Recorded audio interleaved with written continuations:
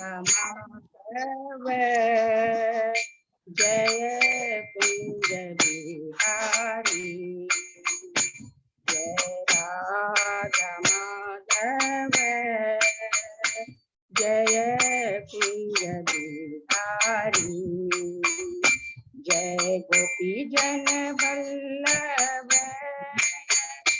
जय गिरिवर धारी जय गिरिवर धारी यशोदानंदन ब्रज जन रंजन यशोदानंदन ब्रज जन रंजन यमुना तीर बनचारी जय राधा माधव जय कुंज बिहारी हरे कृष्णा कृष्णा कृष्णा हरे हरे हरे राम राम राम हरे हरे हरे कृष्णा कृष्णा कृष्णा हरे हरे हरे राम राम राम हरे हरे हरे कृष्णा कृष्णा कृष्णा हरे हरे हरे राम राम राम हरे हरे गोविंद बोलो हरि गोपाल बोलो गोविंद बोलो हरि गोपाल बोलो राधा रमन हरि गोविंद बोलो राधा रमन हरि गोविंद बोलो जय राधा माधव राधे जय राधा केशव जय राधा गोविंद राधे जय राधा श्याम सुंदर राधे जय राधा गोपीनाथ राधे जय राधा माधव जय जगन्नाथ बलदेवा जय सुभद्रा जय गौरांगिताई जय गौरांगिताई जय जय प्रभुपाद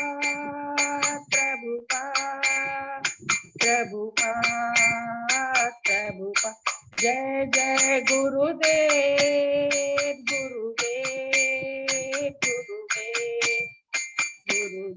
मिठाई बोल हरि बोल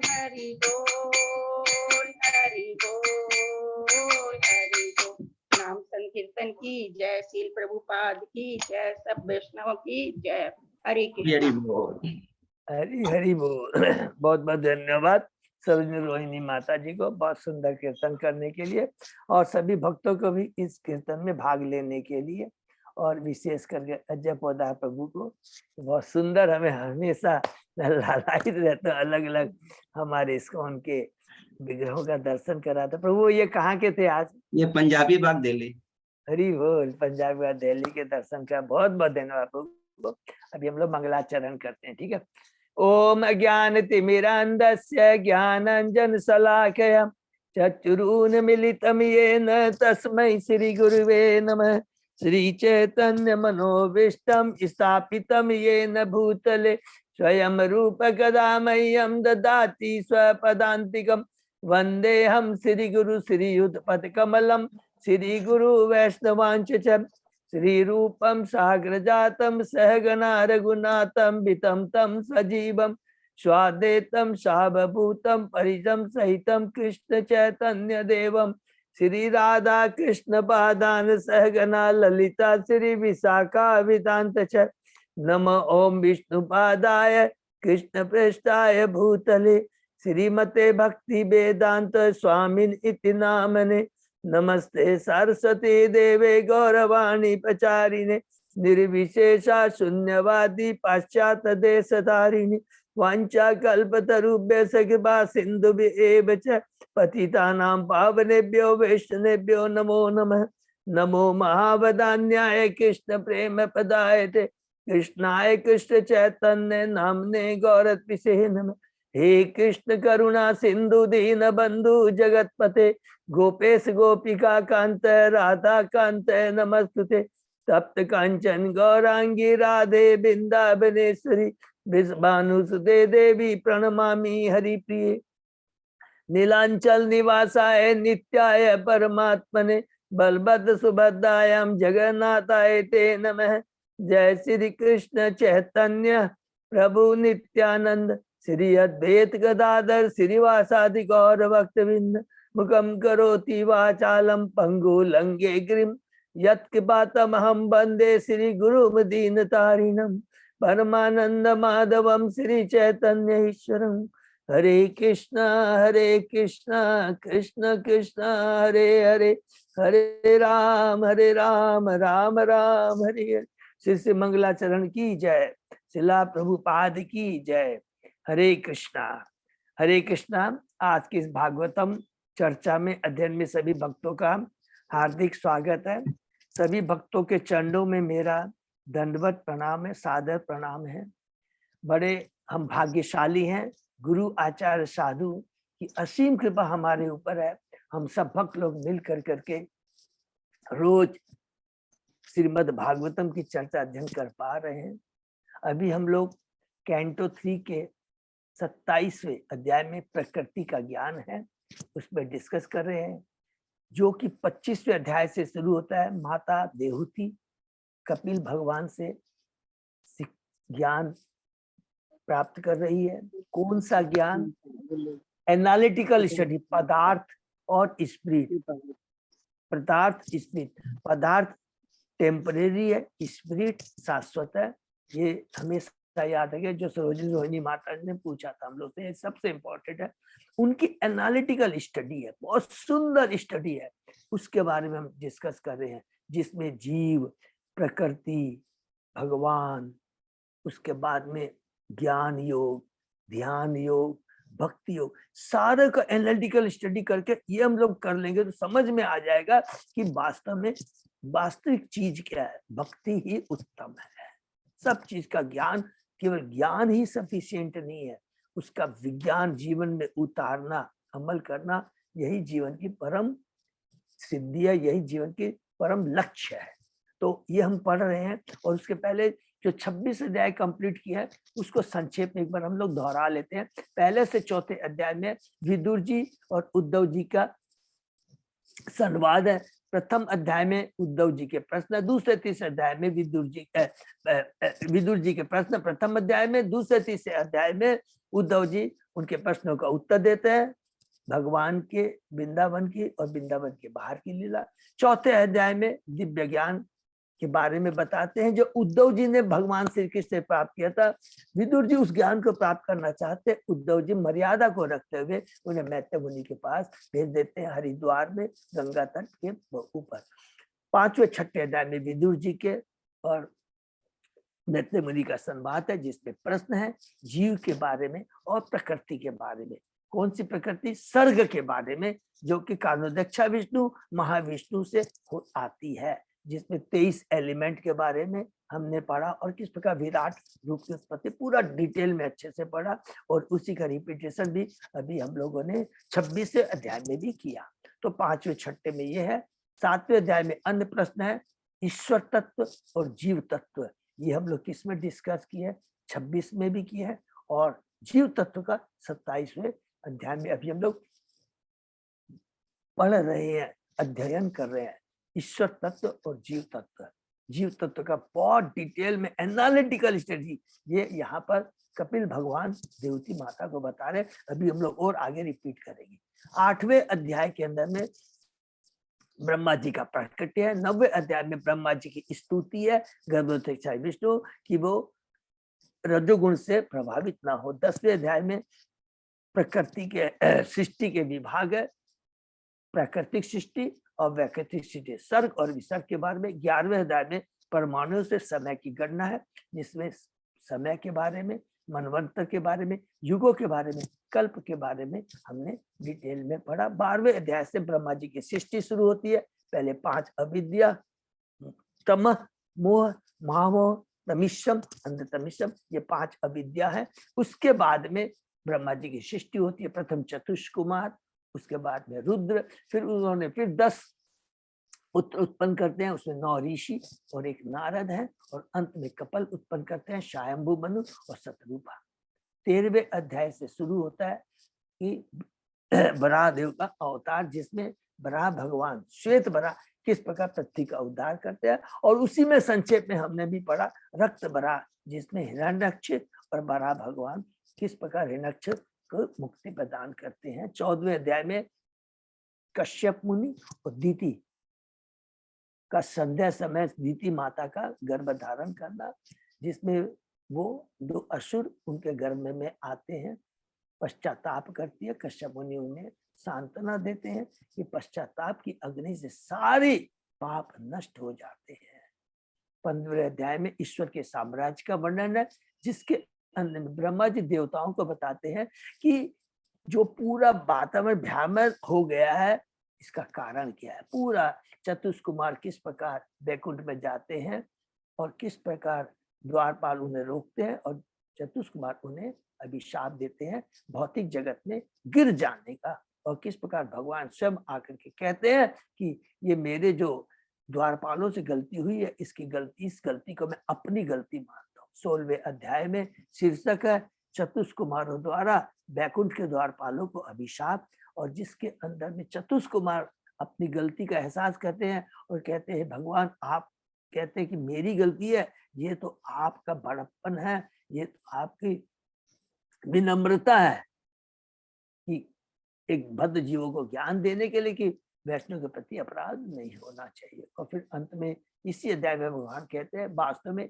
ये सारी लीला मेरे द्वारा निर्धारित है। फिर हम लोग 17 से लेकर 19 अध्याय में हिरण्याक्ष और भगवान बराह का सुंदर वर्णन है कि किस प्रकार हिरण्याक्ष पूरे साम्राज्य में उद्दंडता फैलाता है। 18वें अध्याय में किस प्रकार भगवान उससे युद्ध करते हैं बराह भगवान, और 19वें अध्याय में भगवान किस प्रकार उसको मारकर उसे मुक्ति प्रदान करते हैं। 20वें अध्याय में पूरा संक्षिप्त वर्णन है सर्ग और विसर्ग का।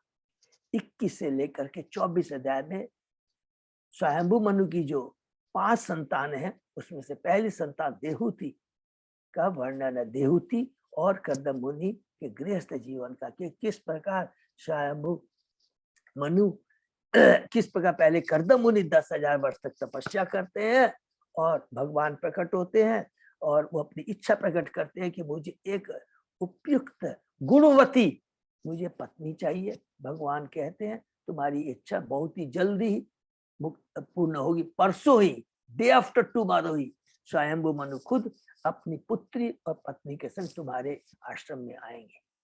ये क्या क्या भगवान चले जाते हैं, स्वयंभू मनु आते हैं और कर्दम मुनि उनका सम्मान करते हैं। 22वें अध्याय में प्रवेश करते हैं। शीर्षक का देहूति और कर्दम मुनि का परिणय, उनका ब्याह होता है कि किस प्रकार फिर स्वयंभू मुनि कर्दम मुनि को ग्लोरीफाई करते हैं। उसके बाद अपनी पुत्री को ऑफर करते हैं कि मेरी पुत्री गुणवती है, आपके लायक कृपया से स्वीकार कीजिए। कर्दम मुनि उन्हें स्वीकार करते हैं और स्वयं मुनि खुशी खुशी उन्हें बहुत सारी दहेज देके, बहुत सुंदर वर्णन है इसमें कि स्वयंभू मुनि बहुत अच्छी दहेज देते हैं। ये देखिए उस समय ये नियम है, दहेज देकर वापस चले जाते हैं। 23वें अध्याय में है देहूति का शोक, वो किस प्रकार अपने पत्नी की तन मन धन बिना कोई भौतिक आसक्ति के उनकी सेवा करती है। कर्दम मुनि प्रसन्न होते हैं, उनके 10 पुत्रियां उत्पन्न होती है जिनका ब्याह ऋषियों के संग हो जाता है।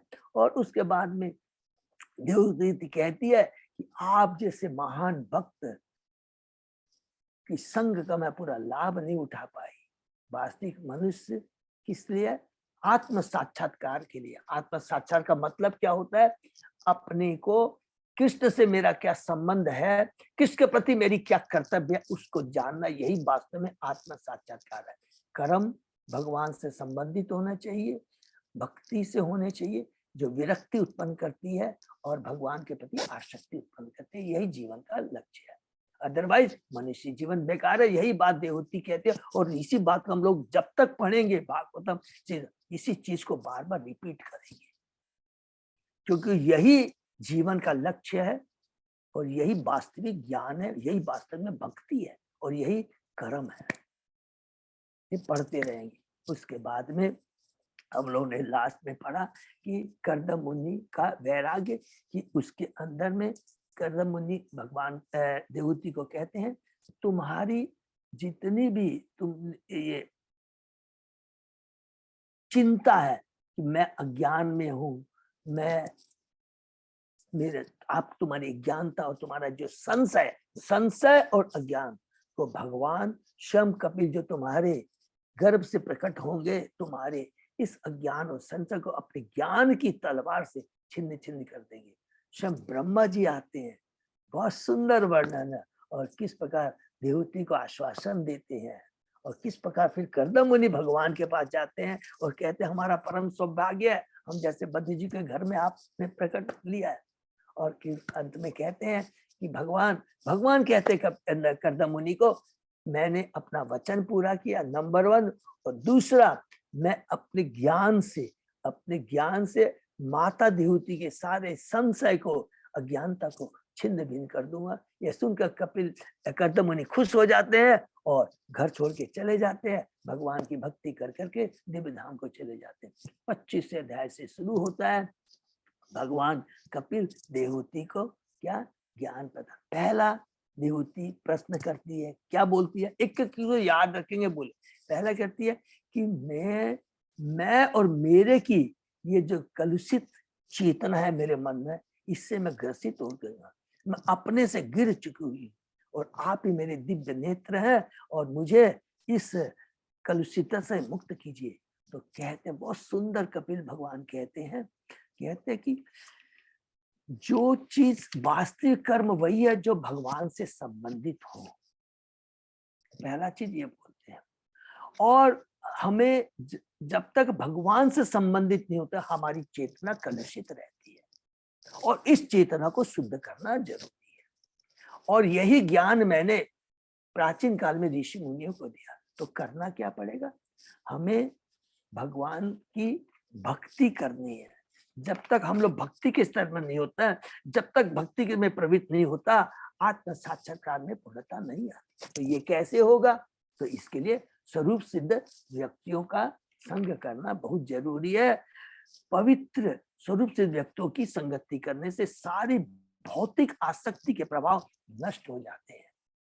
फिर दूसरा प्रश्न करती है देवहूति माता, तो मुझे कौन सी भक्ति करनी चाहिए? तो वो कहते हैं तुम्हें भाव भक्ति करनी चाहिए, और भाव भक्ति नहीं कर सकते हो तो हमें वैदिक भक्ति करना चाहिए। धीरे धीरे धीरे श्रद्धा, साधु संग, अनर्थ निवृत्ति, निष्ठा, रुचि, आसक्ति, भाव के स्तर पे स्वतः हम लोग पहुंच जाएंगे, और उस समय भक्ति हमारी तीव्र हो जाएगी। ये 25वें अध्याय में कहते हैं। 36वें अध्याय में हम लोग प्रवेश करते हैं, जिसका शीर्षक है प्रकृति के मूल सिद्धांत, जिसके अंदर में भगवान कपिल कहते हैं, हे माता, मैं तुम्हें परमात्मा के विभिन्न कोटियों के बारे में बताऊंगा, जीवों के बारे में बताऊंगा, प्रकृति के बारे में बताऊंगा। ईश्वर, प्रकृति, जीव जीव स्वरूप है कृष्ण नित्य दास।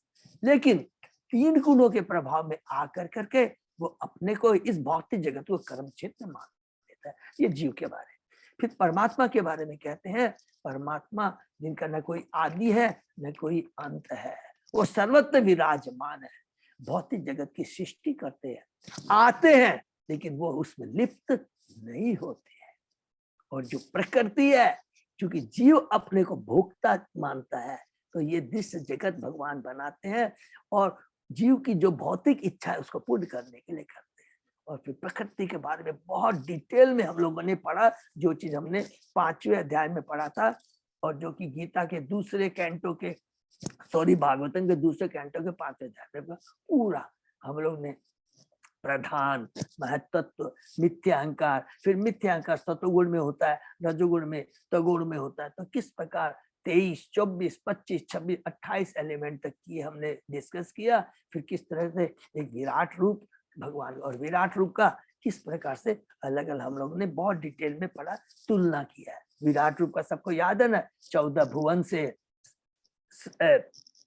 वर्ण आश्रम से, देवताओं से अलग अलग हम लोगों ने विराट रूप का डिस्कशन किया। इसका बोलने का मतलब ये है, विराट रूप का जो कुछ भी भौतिक जगत में है वो भगवान से संबंधित है।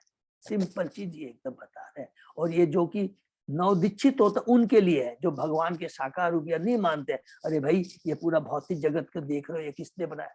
बहुत सुंदर ढंग से इसमें डिटेल में वर्णन आया कि ये पूरी जितनी भी सृष्टि हुई है इसके पीछे स्रोत क्या है, कृष्ण है। फिर हम लोग लास्ट में चैप्टर में जो अभी पढ़ रहे हैं, ये बहुत इंपॉर्टेंट चैप्टर है। इसमें है एनालिटिकल ज्ञान, पूरा ज्ञान देता है किसके बारे में, जीव के बारे में। कि आप सबसे पहले बोलते हैं जीव वास्तव में सूर्य के समान है। जीव सूर्य के समान है।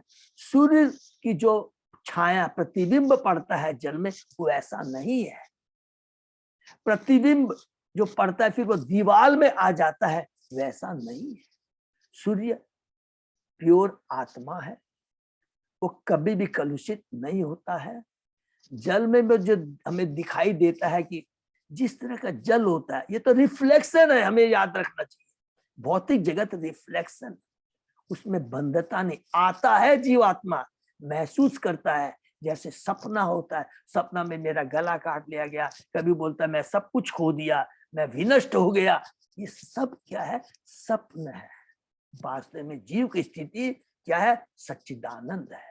ये हम लोग बहुत अलग अलग एग्जाम्पल दे करके पढ़ा। हमने कल भी पढ़ा था, उसके पहले भी पढ़ा था, बहुत सुंदर है।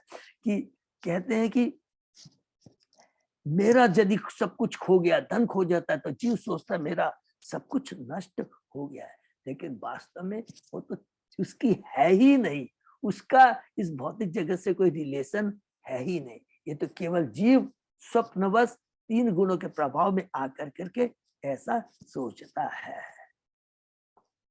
इसके बाद में जो कल हमने जो पढ़ा था बहुत इंपॉर्टेंट है, उसमें देहूति प्रश्न करती है।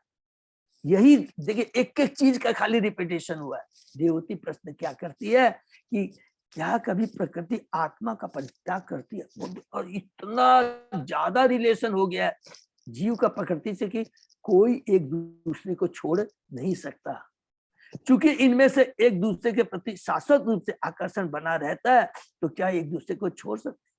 अतः समस्त कर्मों का कर्ता न होते भी जीव तब तक कैसे स्वतंत्र हो सकता है, जब प्रकृति उस पर अपना प्रभाव डालकर उसे बांधी रहती है। तो कहती है कि इतना घनिष्ठ संबंध दोनों में हो गया और इससे कैसे छुटकारा पा सकते हैं।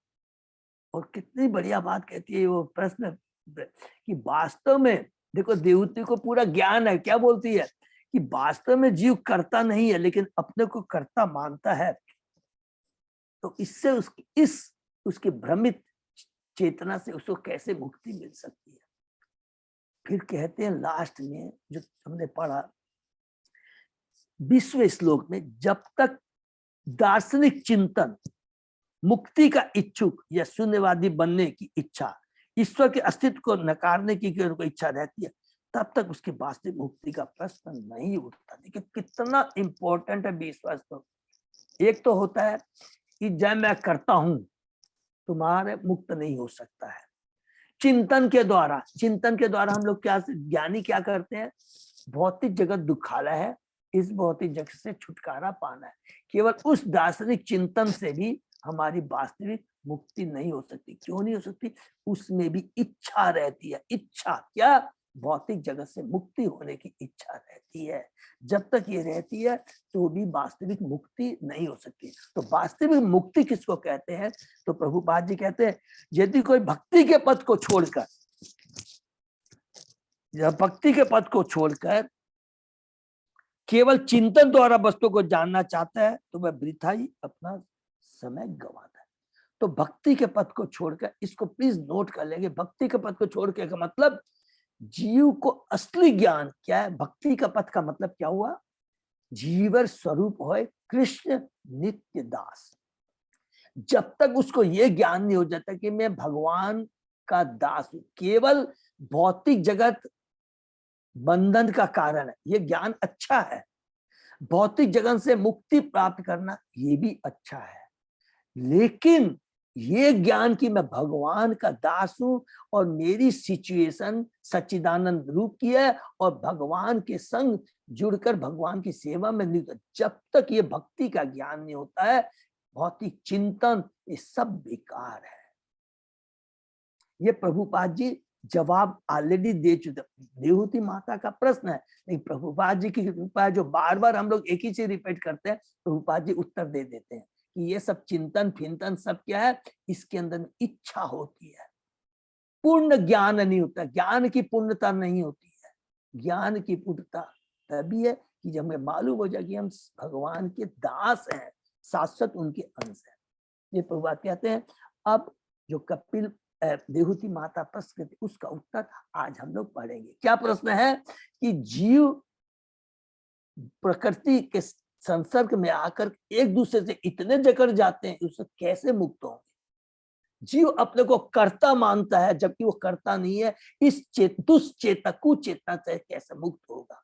उसका उत्तर अब भगवान कपिल देने जा रहे हैं। आज हम स्टडी कर रहे हैं 21वें श्लोक से। ओम नमो भगवते वासुदेवाय, ओम नमो भगवते वासुदेवाय, ओम नमो भगवते वासुदेवाय। नारायण नमस्कृत्य नरम चैव नरोत्तमं देवी सरस्वती व्यासं ततो जयम उदीरे। नष्प्रायेषु अबद्धेषु नित्यं भागवत सेवया भगवती उत्तम श्लोके भक्ति भवति नैष्ठिकी। आराधयो भगवान ब्रजेश तनय ततदाम वृंदावनम रमया काचित उपासना व्रजवधु वर्गेण्य कल्पिता। श्रीमद् भागवतम प्रमाणम अमलम प्रेमा पुमर्तो महान श्री चैतन्य महाप्रभो मतम इदम तत् आदरो न पर। हरे कृष्ण कृष्ण कृष्ण हरे हरे, हरे राम राम राम हरे हरे। कैंटो 3 अध्याय 27 श्लोक नंबर 21। अजय प्रभु 20 तक हमने कंप्लीट, तो शुरू करते हैं। श्री भगवान वाचः अनिमित निमितेन सधर्मेण अनिमितेन स्वधर्मेण अल्प आत्मना दिव्यामयी भक्तया च सुत संभृतया चिरम। हरि बोल। बहुत सुंदर वर्ड है, अनिमित अनिमितेन।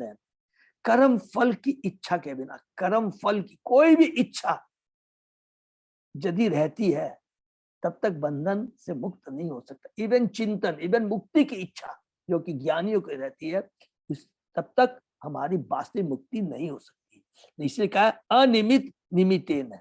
भगवान ने कहा यदि कोई गंभीरता पूर्वक मेरी सेवा करता है और दीर्घ काल तक मेरे विषय में या मुझसे सुनता है, मेरे विषय में मुझसे सुनता है, तो वह मुक्ति पा सकता है। इस पर अपने अपने नियत कार्यों के करने से कोई फल नहीं होगा और मनुष्य पदार्थ के कलमम से मुक्त हो जाएगा। बस तात्पर्य पढ़ते हैं। इस प्रसंग में श्रीधर स्वामी की टीका, केवल प्रकृति के साहचर्य से ही कोई बद्ध नहीं हो जाता। ये बहुत इंपॉर्टेंट चीज है कि केवल भौतिक जगत में रहने से ही कोई जीव बंध नहीं जाता।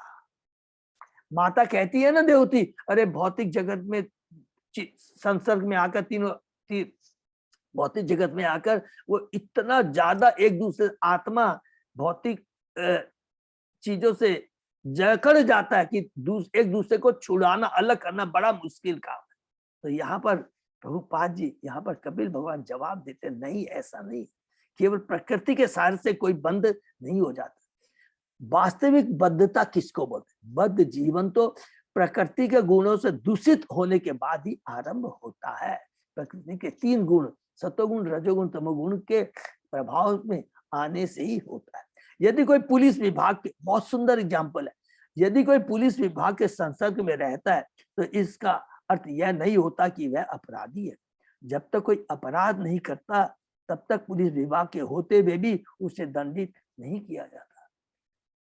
कोई जीव भौतिक जगत में है, जब तक 3 गुणों से प्रभावित नहीं होता तब तक उसे बद्ध जीव नहीं कहा जा सकता। जिस प्रकार पुलिस विभाग में कोई है, जैसे जेलर है, जेलर भी तो पुलिस खाने में ही रहता है, तो जेलर को क्या अपराधी बोलते हैं? नहीं, वो जेल में रहते हुए भी वो बंधा हुआ नहीं, अपराधी नहीं है। उसी प्रकार भौतिक जगत में रहते हैं, कोई घबराने की बात नहीं है। गलती हमसे एक बार हो गई है, लेकिन भौतिक जगत में रहते हुए भी हम मुक्त हो सकते हैं, मुक्त अवस्था में रह सकते हैं। ये बात यहाँ बोलने जा रहे हैं। उसी प्रकार मुक्त जीव भौतिक प्रकृति में रहते हुए भी उससे प्रभावित नहीं होता। यहाँ तक कि भगवान भी, जो कि भगवान की देखिए कितना बढ़िया यहाँ पे हमने पहले ईश्वर तत्व क्या पढ़ा था कि भगवान भौतिक जगत की सृष्टि करते हैं, भौतिक जगत में आते हैं, लेकिन उससे लिप्त नहीं होते।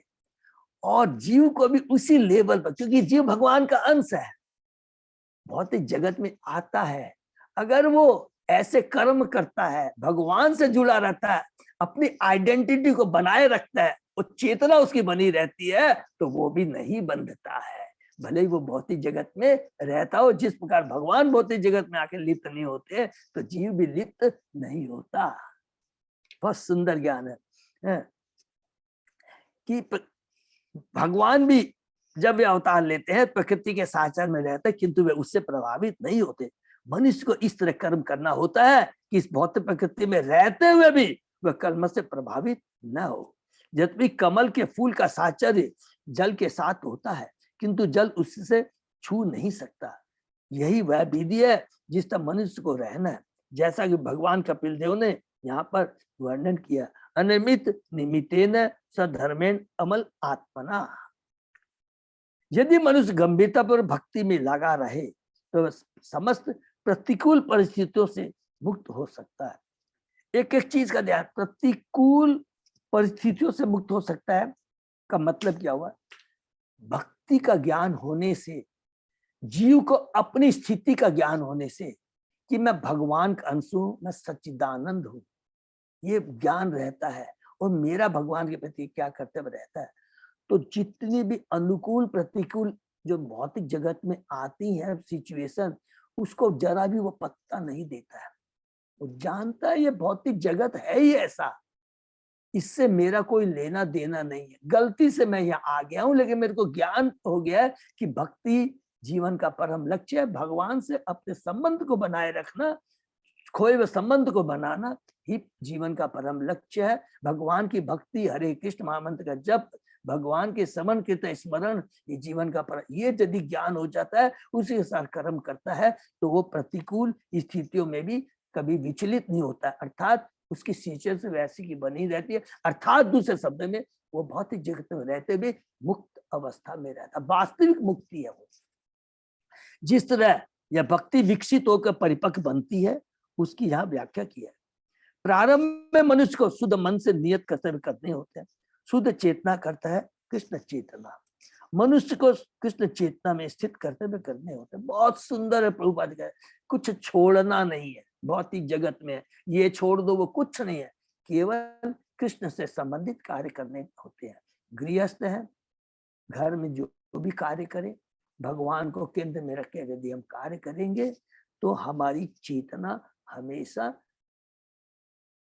शुद्ध बनी रहेगी। शुद्ध का मतलब है कि शुद्ध की प्योरिफिकेशन के प्रोसेस में हम लोग बने रहेंगे। उसे केवल कृष्ण चेतना कर्म करना होता है। कृष्ण भावना भावित कर्तव्य करते हुए उसे यह तय करना चाहिए कि उसके वृत्तिवीर कर्तव्यों से श्री भगवान कृष्ण संतुष्ट होते हैं।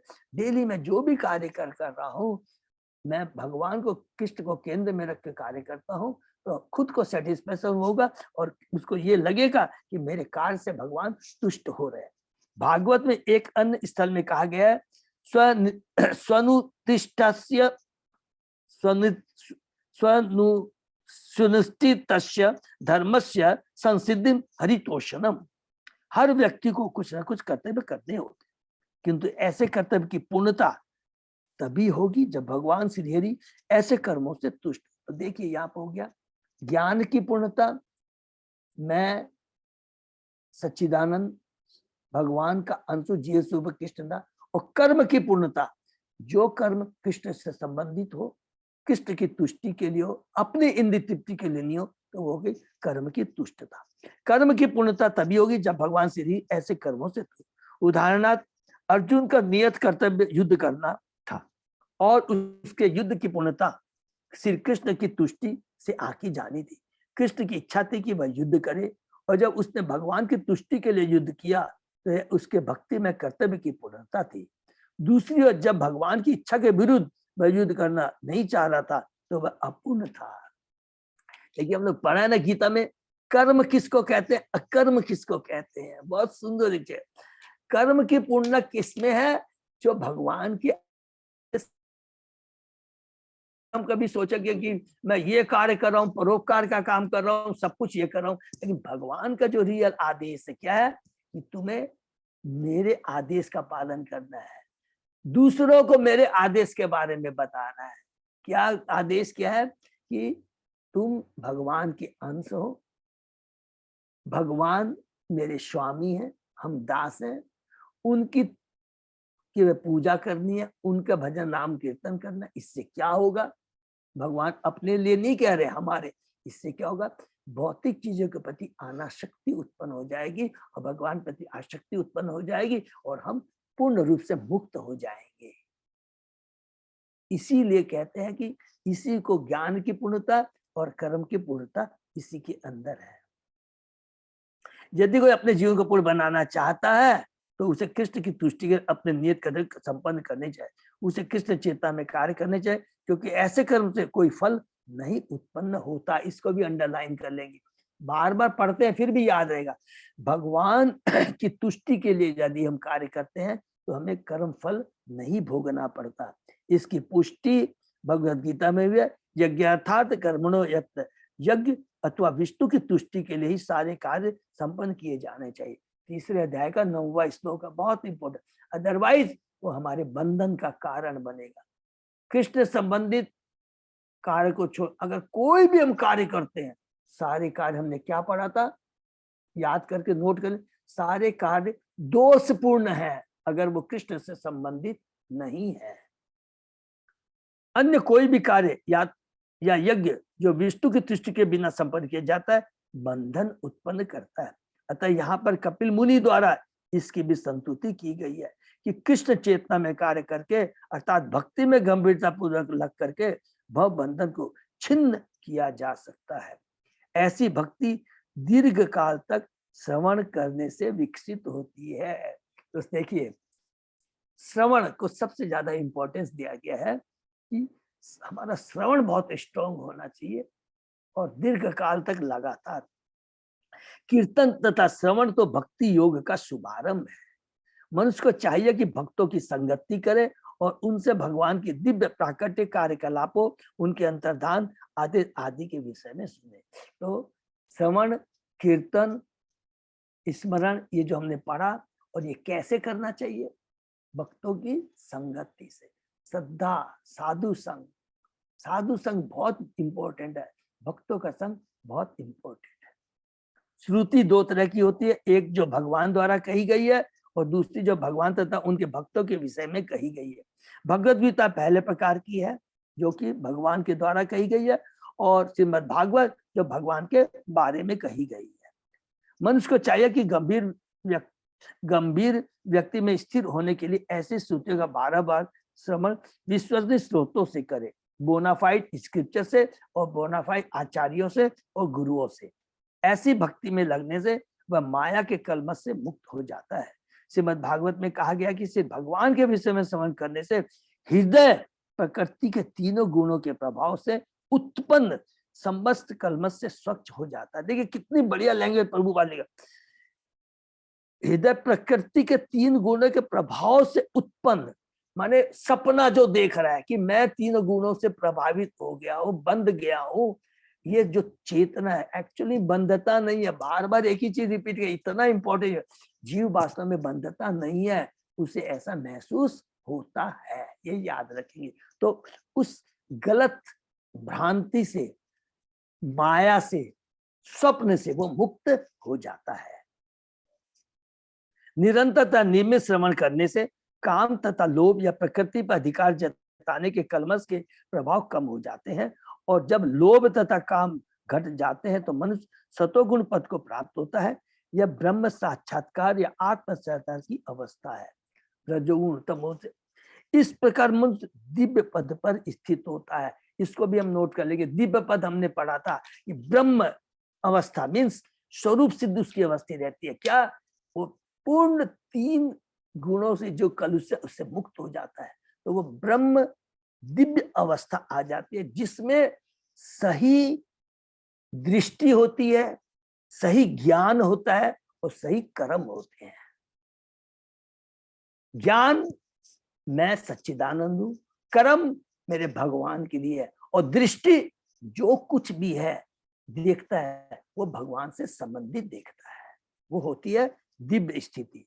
दिव्य पद पर स्थित रहने आना ही भव बंधन से मुक्ति है, और इसी को वास्तविक मुक्ति कहते हैं। केवल चिंतन से नहीं होगा, ये बहुत इंपॉर्टेंट है, यहाँ प्रभुपाद जी तात्पर्य बताते हैं। ठीक है, नेक्स्ट, ज्ञानेन दिष्ट तत्वेन वैराग्येन बलीयशा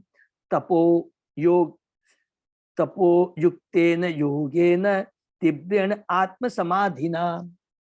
यह भक्ति दृढ़ता पूर्वक पूर्ण ज्ञान से, देखिए पहला पूर्ण ज्ञान से तथा दिव्य दृष्टि से संपन्न करनी चाहिए। मनुष्य को केवल प्रबल रूप से विरक्त होना चाहिए, तपस्या में लगना चाहिए और आत्मलीन होने के लिए योग करना चाहिए। हरि बोल। पूर्ण ज्ञान हमने डिस्कस किया कि पूर्ण ज्ञान क्या है, कि केवल भगवान भौतिक जगत से छुटकारा पाना पूर्ण ज्ञान नहीं है। ठीक है, ये ज्ञान है, ये पूर्ण ज्ञान। पूर्ण ज्ञान क्या है? जीव स्वरूप है कृष्ण नित्य दास की, और भगवान का जब हम दास अपने को कहते तो भगवान तो मुक्त है, तो हम भी तो मुक्त हैं, लेकिन क्या है, दुर्भाग्यवश कुछ गलती कर बैठ गए हैं और आकर के यहाँ खाली भौतिक जगत में 3 गुणों के प्रभाव से हम अपने को कर्ता, प्रोप्राइटर, इंजॉयर एंड कंट्रोलर मान लेते हैं। ये लेकिन जैसे ये ज्ञान होता है कि जीव स्वरूप और कृष्ण नित्य दास, मैं दास हूं, कृष्ण स्वामी है, उनकी सेवा के मैं निमित्त, ये हो गया पूर्ण ज्ञान। तथा दिव्य दृष्टि से संबंध, दिव्य दृष्टि जो हमने डिस्कस किया, हमारी दृष्टि जो कुछ भी है पूरी सब भगवान से संबंधित है। ज्ञानी की दृष्टि क्या होती है कि आत्मा सूर्य के समान है, ये प्रतिबिंब है, भौतिक जगत है प्रतिबिंब है, और जो भगवान का भक्त, भक्ति की क्या होती है, कृष्ण ही सूर्य है, और ये जो कुछ भी भौतिक जगत में देख रहे हैं ये कृष्ण से संबंधित है, तो सदैव कृष्ण को मानता है और सब चीजों को कृष्ण से संबंधित मानता है। ये दृष्टि होती है। भौतिक भावना अथवा मनोकल्पना के कारण कृष्ण चेतना में अंधाधुंध भक्ति नहीं की जा सकती। यहाँ विशेष रूप से उल्लेख है, मनुष्य को पूर्ण ज्ञान में परम सत्य की कल्पना करते हुए भक्ति करनी चाहिए। हम दिव्य ज्ञान का विकास करके परम सत्य के विषय में समझ सकते हैं, और ऐसे दिव्य ज्ञान का परिणाम वैराग्य द्वारा ही प्रकट होगा। सिंपल है, वैराग्य का मतलब सबको क्लियर हो गया कि आसक्ति, भौतिक चीजों के प्रति अनासक्ति और भगवान के प्रति आसक्ति, यही वैराग्य है। यह वैराग्य न तो क्षणिक है न कृत्रिम, अपितु अत्यंत प्रबल है। कहा जाता है कि वैराग्य के द्वारा कृष्ण चेतना का विकास दृष्टिगत होता है। यदि कोई अपने आप को भौतिक भोग से पृथक नहीं कर सकता तो यह समझना चाहिए कि वह कृष्ण चेतना में अग्रसर नहीं हो रहा है। जब तक हमारी भौतिक चीजों के प्रति आसक्ति बनी रहती है कि ये मेरा है, ये मेरी है, मेरी इंद्रिया मेरे भोग के लिए है, तब तक वो कृष्ण भक्ति में अग्रसर नहीं कर सकता। कृष्ण चेतना में वैराग्य, देखिए बहुत इंपॉर्टेंट है, कृष्ण चेतना में वैराग्य इतना प्रबल होता है कि उसे किसी आकर्ष के द्वारा विपत नहीं किया जा सकता। हरि बोल। कि कितना भी कृष्ण चेतना में जो हो जाता, कितना भी उसको प्रलोभन दिया जाए, इवन कोयले की खान में डाल देंगे तो उसका काली तक नहीं लगेगी, इतना ज्यादा वो कृष्ण भक्ति में स्ट्रांग हो जाता है कि कोई भी भौतिक प्रभाव, प्रलोभन उसे विपथ नहीं कर सकता। मनुष्य को पूर्ण तपस्या में भक्ति करनी होती है। उसे चाहिए कि मास की दोनों एकादशियों में भगवान कृष्ण, भगवान राम तथा चैतन्य महाप्रभु के जन्मदिनों में उपवास करे। ऐसे उपवास के दिन अनेक है। योगेन करते इंद्रियों तथा मन को नियंत्रित करके योगेंद्रीय संयम। योगेन बताता है कि मनुष्य अपने में लीन रहता है और ज्ञान के विकास द्वारा परमात्मा के साथ अपनी वास्तविक स्थिति को समझ सकता है। इस प्रकार वह भक्ति में स्थिर हो जाता है और उसकी श्रद्धा किसी भौतिक प्रलोभन से विचलित नहीं होती। देखिए कितनी बड़ी बात है, केवल हरि नाम से, भक्तों का संग करने से, भक्तों के संग में रहकर हरि नाम कीर्तन करते हैं। और एक बहुत इंपॉर्टेंट चीज है, अपने को वास्तव में सदैव कृष्ण की चेतना में रखना है। तो उसमें सबसे इंपॉर्टेंट दो चीज है, भक्तों का संग, हरिनाम का जप और सेवा। जितनी हम सेवा करेंगे उतना हमारा प्योरिफिकेशन, क्योंकि सेवा का मतलब क्या हो गया, हम 100% भगवान से संबंधित। हम मंदिर में जाते हैं, माता जी करती है, सेवा करती है, फूल सेवा करती है, कुकिंग सेवा करती है। सोचिए कितनी बड़ी सेवा है। उस समय माता जी, सोचिए माता की चेतना कैसी रहती है, अरे भगवान के लिए मैं भोजन बना रही हूँ, है कितनी मन में रहती, कोई गलती ना हो जाए। फूल बना रही है तो सदैव कृष्ण के लिए फूल माला बन रही है, सेवा। भक्तों का संग कर रहे हैं, गुरु आचार्य का संग कर रहे हैं, उनकी सेवा कर रहे हैं। तो ये सेवा यदि में अपने को नियुक्त कर देंगे तो 100% हमारे कार्य कृष्ण भक्ति में रहेंगे। तो सेवा हमें जरूर एक्सेप्ट करनी चाहिए, कोई भी सेवा एक्सेप्ट कर लीजिए, किसी भी तरह की।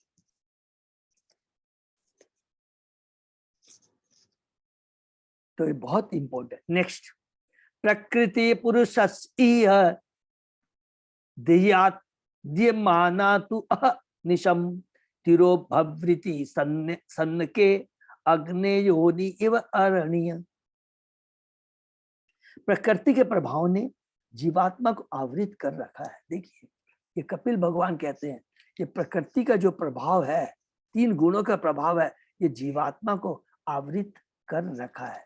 मानो जीवात्मा सदैव प्रज्वलित अग्नि में हो, किंतु भक्ति करने से यह प्रभाव उसी प्रकार दूर किया जा सकता है जिस पर अग्नि उत्पन्न करने वाले काष्ठ अग्नि द्वारा स्वयं भस्म हो जाते हैं। हरि बोल। कि जो चीज है वो भक्ति के द्वारा वो सदैव अपने आप नष्ट हो जाएगी। ये प्रकृति का प्रभाव। कौन सा प्रकृति का प्रभाव? हमसे यदि कोई पूछता तो हम क्या कहेंगे? प्रकृति के प्रभाव से क्या होता है?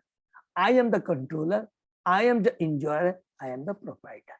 ये भावना आती है और सारी इंद्रियां मेरी भोग के लिए है। यह है प्रकृति का प्रभाव। यह है रजोगुण का प्रभाव, तमोगुण का प्रभाव। और सत्वगुण में भी क्या है? इच्छा तो रहती है लेकिन अच्छा है, कम है, लेकिन इच्छा तो बनी ही रहती है। उससे भी मुक्त होना है। केवल इच्छा होना चाहिए। कौन सी? कृष्ण की तुष्टि से संबंधित जो कार्य है, जो इच्छा, वही कार्य हो। अग्नि काष्ठ खंडों में संरक्षित रहती है और परिस्थितियां अनुकूल होने पर अग्नि जलाई जाती है। किंतु जो काठ खंड अग्नि उत्पन्न करने वाले होते हैं वे अग्नि द्वारा स्वयं भस्म हो जाते हैं। इसी प्रकार जीवात्मा का सांसारिक बद्ध जीवन प्रकृति पर अधिकार जताने की उसकी इच्छा तथा परमेश्वर से द्वेष करने के कारण है। जब परमेश्वर से एकाकार होना चाहता है। कर्मी जन प्रकृति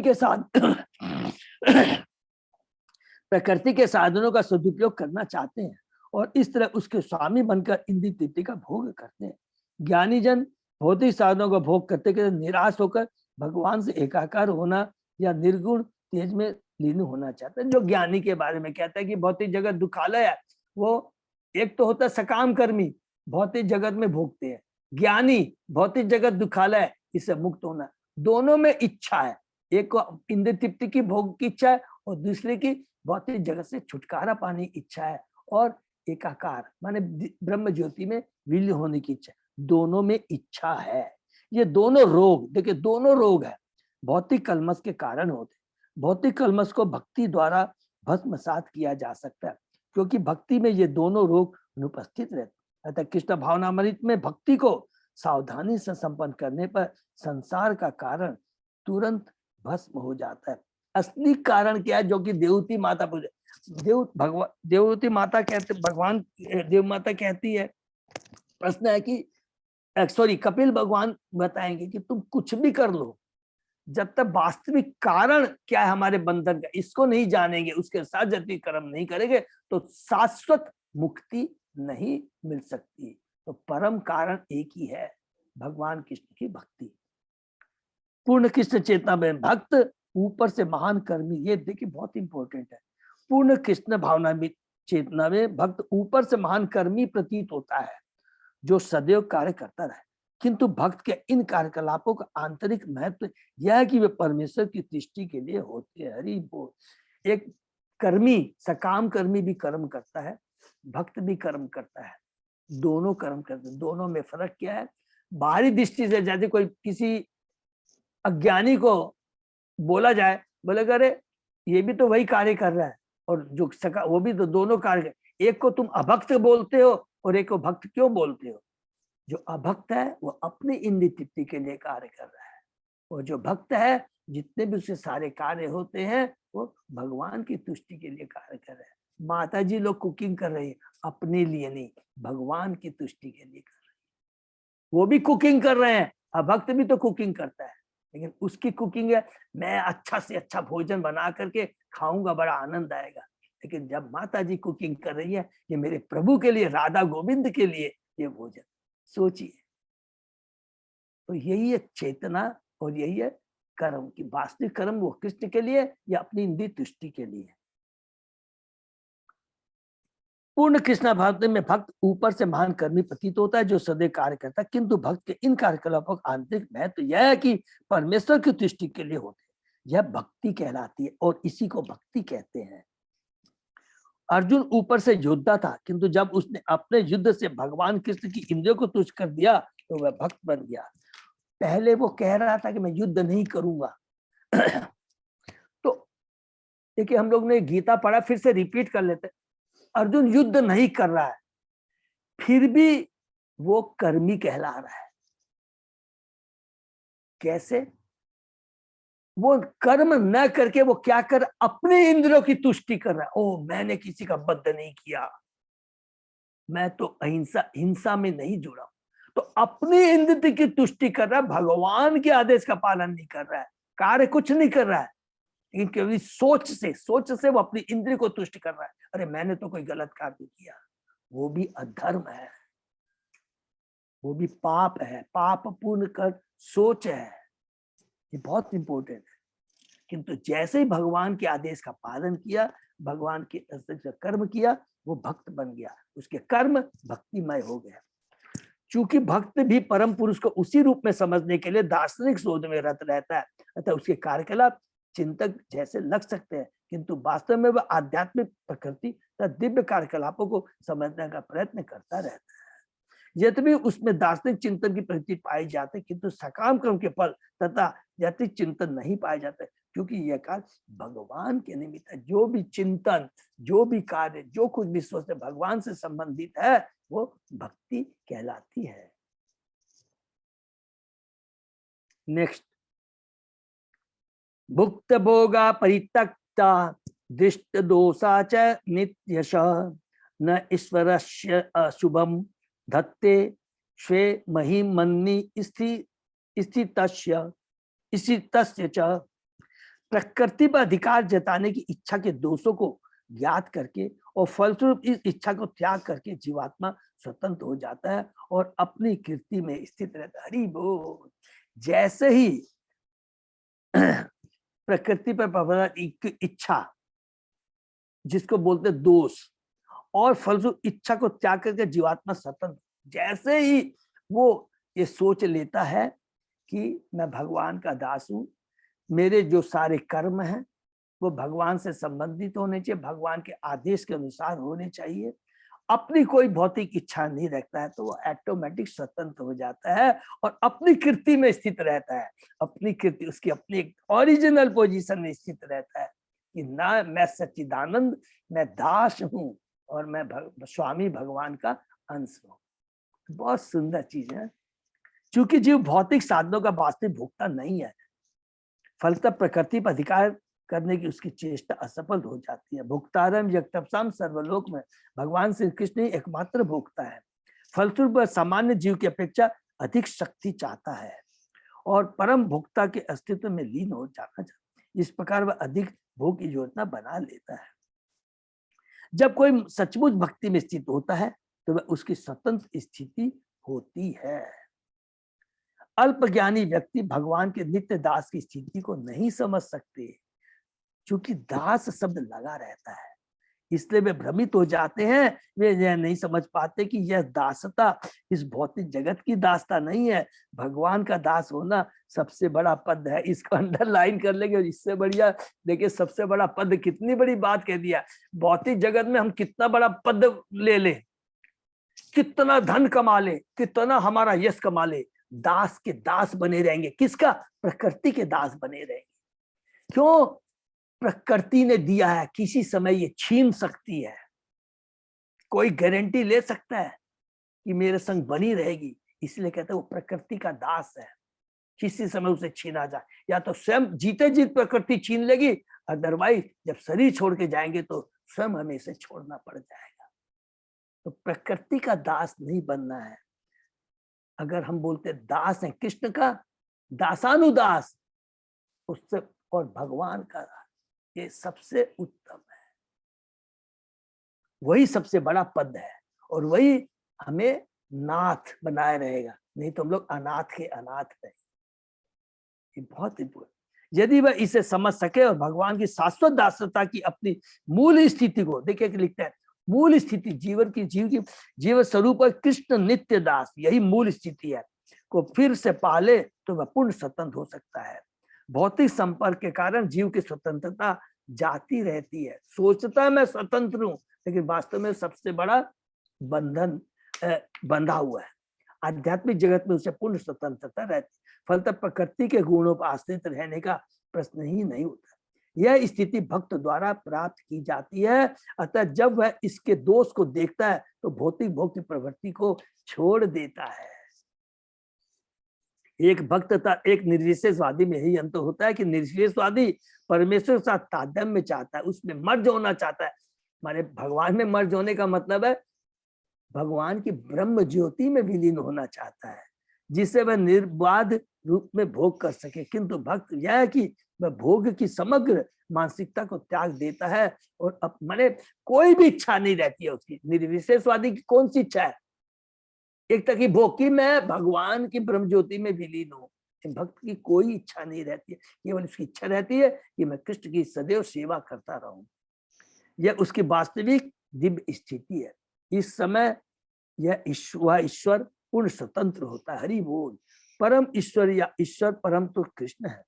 जीव तो तभी ईश्वर रहता है जब वह भगवान की सेवा में निरत होता है। दूसरे शब्दों में भगवान की प्रेमा भक्ति से प्राप्त दिव्य आनंदी वास्तविक स्वतंत्रता है।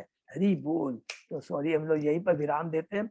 बहुत ही सुंदर कपिल भगवान जवाब देते हैं। देवहूति माता के प्रश्न है कि सबको याद है ना प्रश्न कि जीव तो इतना ज्यादा बंध जाता है कि अलग तो हो ही नहीं सकता है प्रकृति से, और जीव का इतना, आत्मा का इतना ज्यादा संबंध है और वो हमेशा अपने को कर्ता मानता रहता है और इस चेतना से मुक्त नहीं हो सकता है। तो भगवान उसका जवाब देते हैं, नहीं, ऐसा कुछ नहीं है। अगर वो भगवान की भक्ति में लगता है तो स्वतः ही उसे पूर्ण ज्ञान हो जाता है, पूर्ण चेतना में रहता है और सारे उसके कर्म कृष्ण से संबंधित रहते हैं।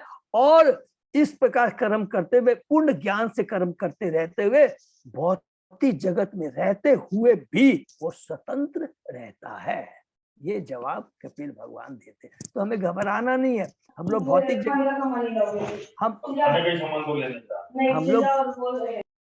हम भौतिक जगत में हैं, सोचना नहीं है। देखिए कई बार हम सोचते हैं भौतिक जगत से छुटकारा पाना है, यही सोचते हैं ना। लेकिन दिव्य ज्ञान भक्ति से क्या मालूम पड़ता है, हम चाहे भौतिक जगत में रहें या नरक में रहें या स्वर्ग में रहें, हम भगवान की सेवा में अपने को नियुक्त रखें। ये रियल ज्ञान है, यही रियल कर्म है, और यही वास्तव में वास्तविक स्वतंत्रता है। यही हमें यहाँ पर मिलता है। हरे कृष्णा। किसी का कोई प्रश्न?